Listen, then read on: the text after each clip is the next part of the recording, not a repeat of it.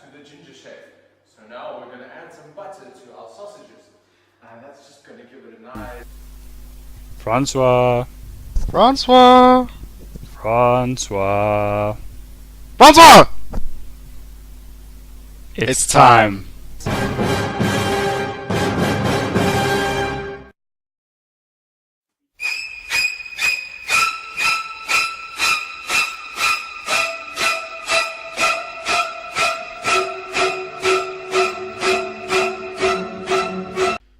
Okay, the internet. On to the internet. Here we'll teach you how to create an email account as well as explore some fun services that the internet offers.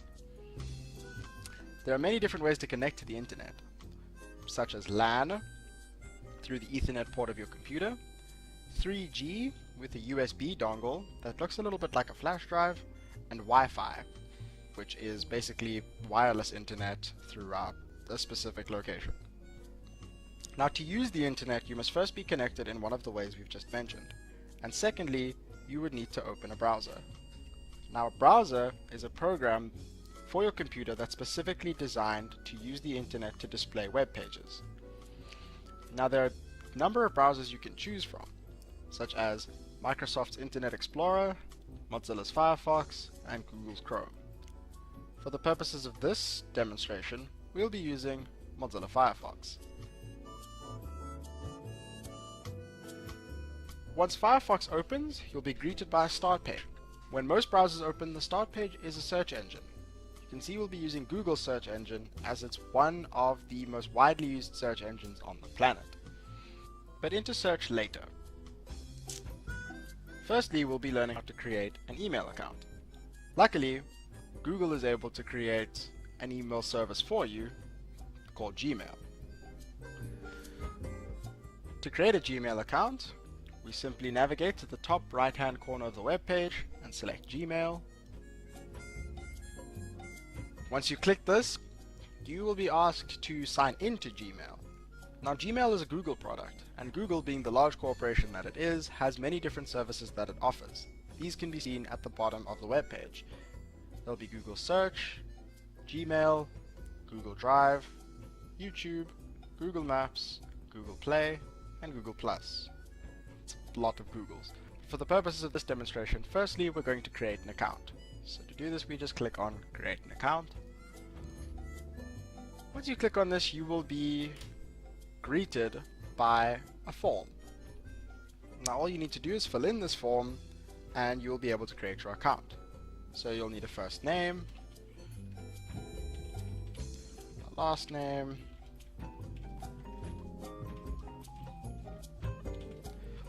you'll need to choose a username,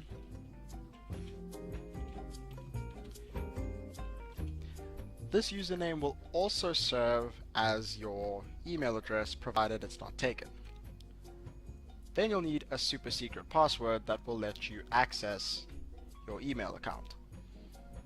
Now, a note on passwords.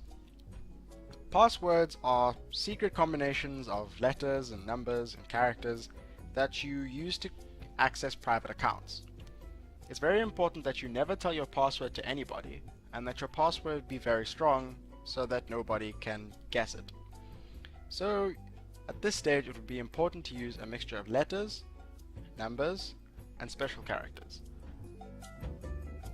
Or, fun fact, a very hard formula for passwords to break is 4 randomly chosen words from the English language.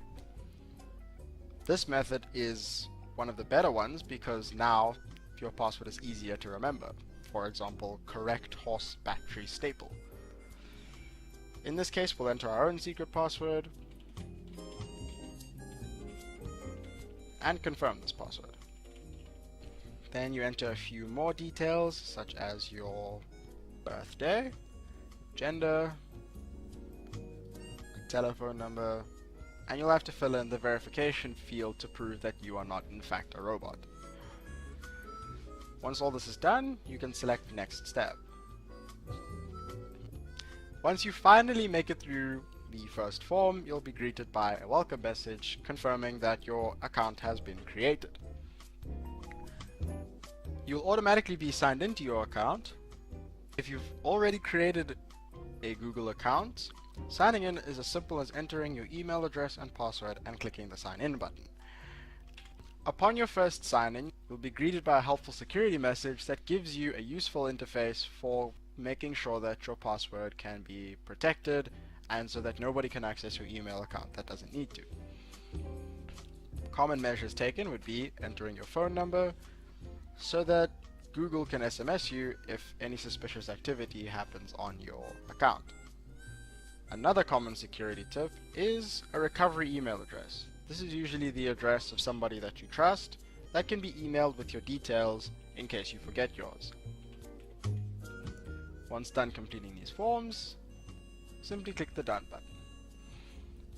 Now to access your emails, navigate to the top right hand corner of the screen, select the Apps button, and simply scroll down to Gmail.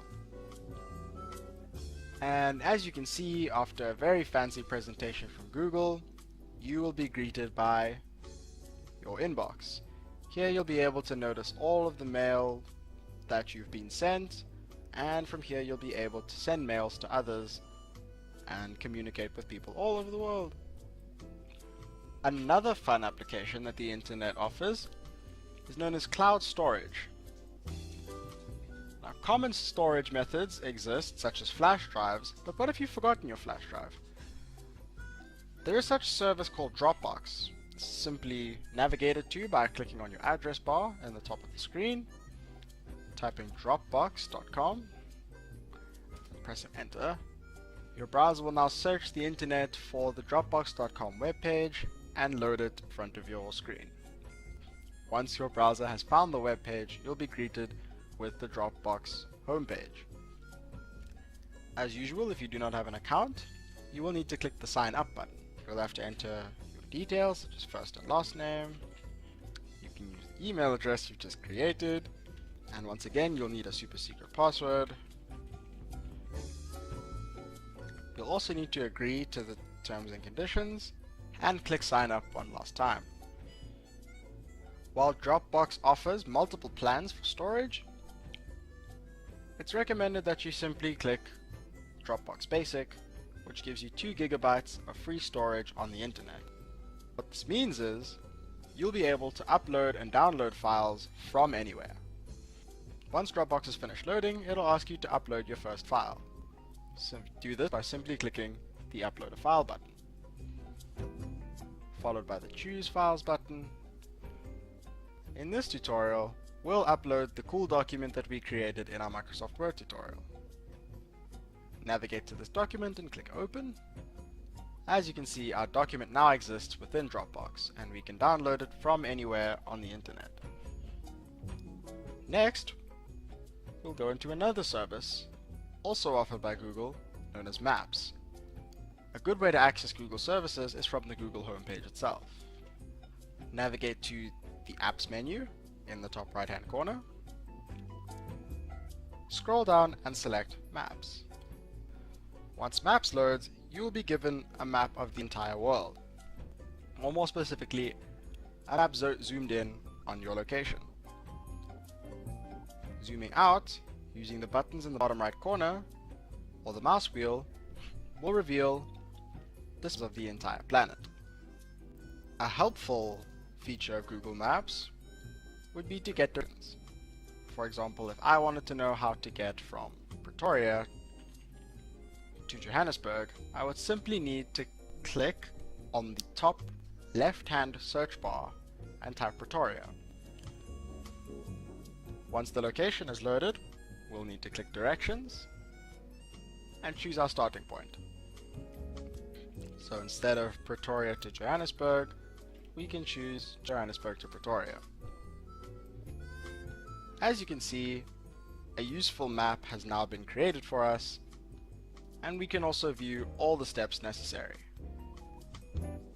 To end off this episode on a lighter note, we will also show one more Google service known as YouTube. YouTube is a great resource for uploading and watching videos uploaded by people just like yourself. These videos can be anything from helpful tutorials, movie trailers, music videos, or old cartoon theme songs for your nostalgic side.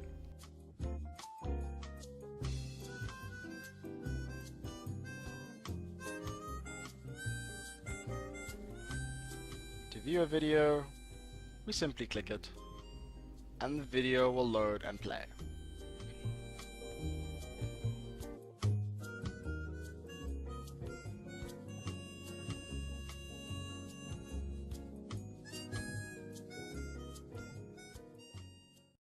Con los terroristas.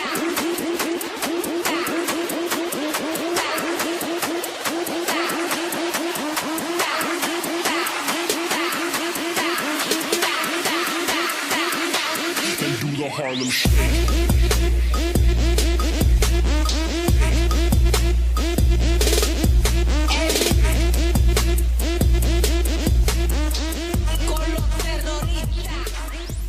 And that's it for another episode of The Ginger Genius.